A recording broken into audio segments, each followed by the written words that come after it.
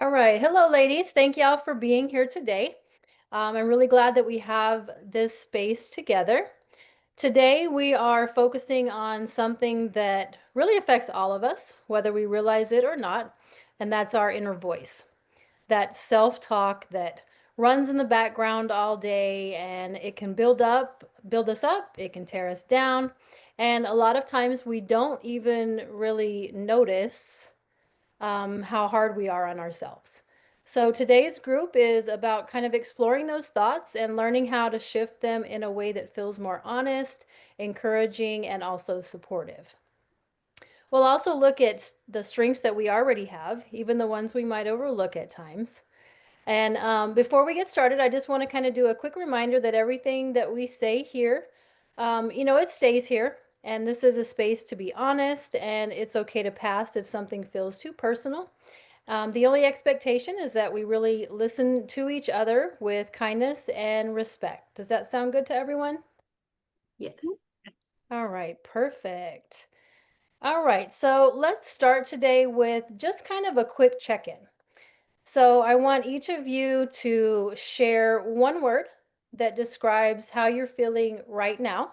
And then if you would like to explain why, you can. But of course, there's no pressure to share why. You could just share the word if you'd like. So I'll go ahead and go first. I'm feeling very curious. I'm always interested in what our group conversations bring up, and I like the way that some of our conversations go sometimes. So I'm always kind of curious as to how our conversation will go. All right, so I'll give you guys a couple of seconds to kind of think. Althea, what word would you use today? I would say I'm feeling a bit overwhelmed. All right. Okay, thanks for that. Jess, how about you? I feel exhausted. Exhausted. That's a good one too. All right, and Amanda? Mm, I think I feel like torn because I just got offered a job as a counselor, but I really like my school that I'm in. So I'm kind of just, my mind's everywhere right now. All right. Well, thank you guys so much for sharing it. Amanda, thank you for, sharing your why. That's something that's very I can see how you're torn. Mhm. Definitely something to really kind of think about. So let's kind of talk now about that self-talk. So we all have that little voice in our head, and sometimes it's not very kind to us.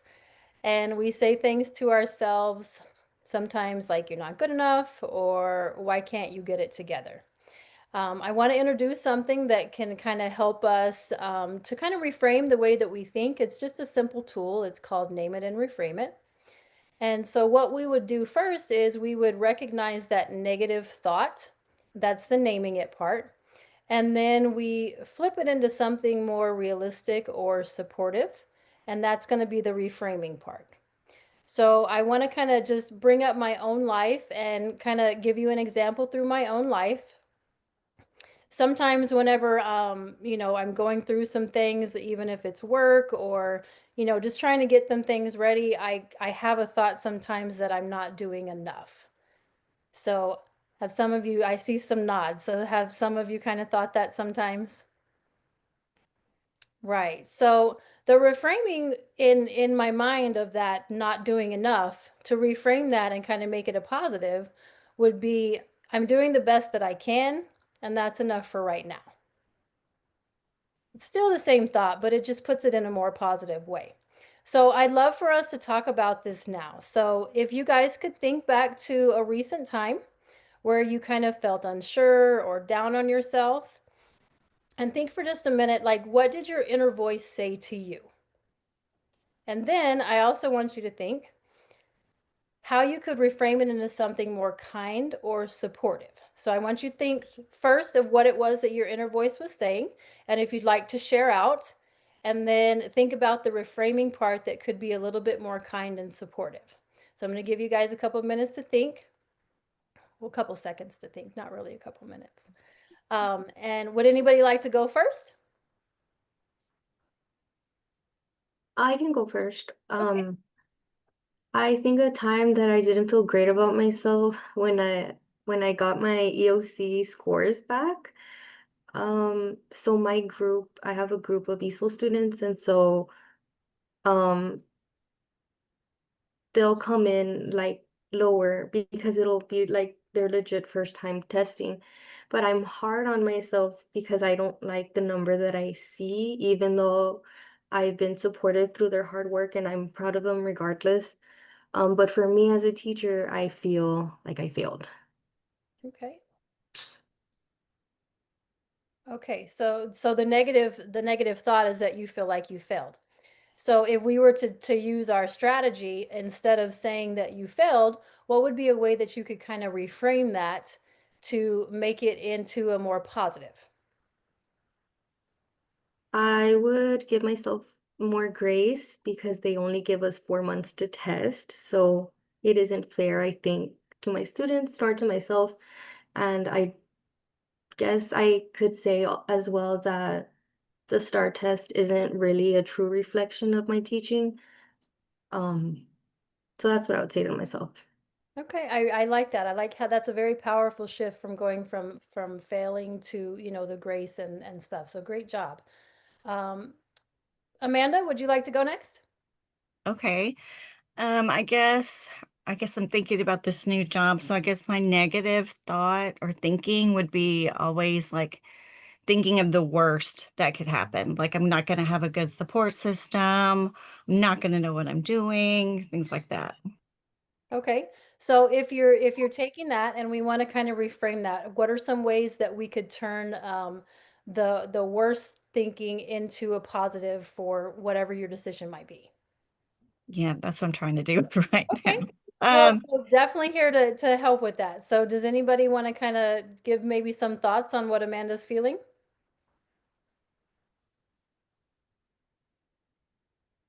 I don't, maybe just thinking that maybe try not to think of the worst outcome in every situation, even Mhm. though it's like a year of my life, then if you sign a contract, you're there. So maybe just thinking more on the positive, like they're professional teachers, you'll have a great moral support, just like you do at your school here. Just kind of try to be more positive and think of the more good things.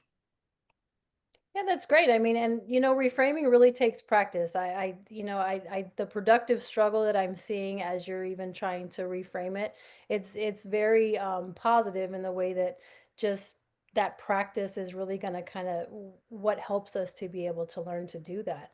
But I do hear what you're saying. When you're going through a big change, it is something that you always um, our inner talk always wants to go to the worst that could possibly be, and one of the things of reframing is maybe some of the things that the other campus offers that would be a positive, that could be a way that you could kind of help yourself reframe it and look at, different aspects of it. But thank you so much for sharing. I appreciate that. All right, Althea, would you want to go ahead? Yes. Well, first and foremost, thank you guys for sharing. Y'all make me feel like I'm not alone in the thoughts that I'm feeling. Kind of going back to what I said at the beginning of feeling overwhelmed, it kind of ties into like those negative thoughts of like, oh, you're not doing good enough. Like you could always do better. Because sometimes in the career that I'm in, there are days that are heavier than others. And sometimes those thoughts, they get really, really loud. Like, hey, like you can't do this, you're a failure, like you're not good enough.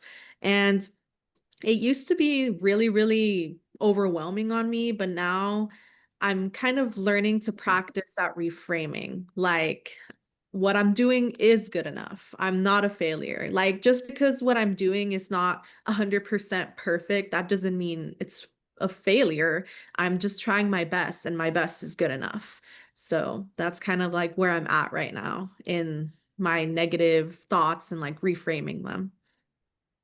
That's really good, and thank you for sharing. It's really interesting how, like you're saying, some of our thoughts and even our experience are different, but a lot of our thoughts are very, very similar. And it is that self-talk, and it's that I think it's more of a way that it's like it's okay for us to talk to ourselves that way, but it's not always something that we might project outward to somebody else. And I think a lot of times just kind of, realizing how that self-talk really kind of brings us down in ways or brings us more doubt. And Althea, like you're saying, the overwhelming part that you kind of feel, that self-talk and that self-doubt can strengthen that negative aspect instead of making it positive. So I really appreciate, you guys sharing, and, how everyone is very similar, even though experiences are different also. So I want to take a few minutes to kind of focus on the positive. So I want you now to kind of think about your strengths. Okay, I'd like each of you to name one strength that you know you have, and it doesn't have to be anything big. Maybe you're really patient, maybe you're a great friend, maybe you're just good at showing up even whenever it's hard. Okay, so I want you to take a couple of seconds and kind of think about a strength. Okay, and then I want you to think about how that strength could help support you when you're dealing with the self doubt or the negative talk or negative stress. Okay, so take a couple of seconds to think about that, and then I'm going to call on you guys to kind of share. Okay. All right. Jess, how about you? I would say patience. I have a lot of patience with my students, and I feel like that helps me build a stronger relationship with them, and they're able to share out with me more, and I'm able to help them better. Awesome. Thank you so much for sharing that. Amanda, would you like to go next? I guess mine would be empathy. Like I'm able to feel what others are feeling. And I think that's good in our profession. People can tell when you really like have feelings toward them and understand. So I think that strengthens you as a teacher and as a counselor. Definitely, thanks for sharing. And I do agree with you that, that is a very important strength to have that empathy, and especially like you're saying in the career path that we are on. Absolutely. All right. And now Thea? I would say determined. So I'm very like, I have a goal in mind and I want to achieve it. So I feel by being determined, I can visualize that goal I have in mind and just keep pushing, try to do what I can to achieve it. All right, awesome. Thank you so much for sharing. I love how each of the strengths that you guys talked about really come from a real place. And that's really what makes our strengths even more powerful. So we're going to go ahead and wrap up just a little bit. I want to thank each of you, not just for showing up, but for being real and being willing to share, because these conversations really are what matter. We're able to, think about some of the things that might be bringing us down, and think about ways in which that we can turn that around for not only ourselves, but also, the way that we might be projecting that inner thought and that inner talk and things like that. So I want to kind of leave you guys with something for you to do for the week. So this week, I want you to really try to notice your inner voice more, now that we've kind of talked about it and kind of brought it up. And I want you to think about, if it starts to kind of creep up with some negativity, I want you to pause, and I want you to ask yourself, would I say this to someone I love? Okay. And if you wouldn't, then I want you to try to use the strategy that we talked about and practice a little bit today. And I want you to try to reframe that. Okay. And even if it feels awkward, it's okay. At first, it's going to feel awkward. Anything new that we do at first is always going to be a little bit awkward.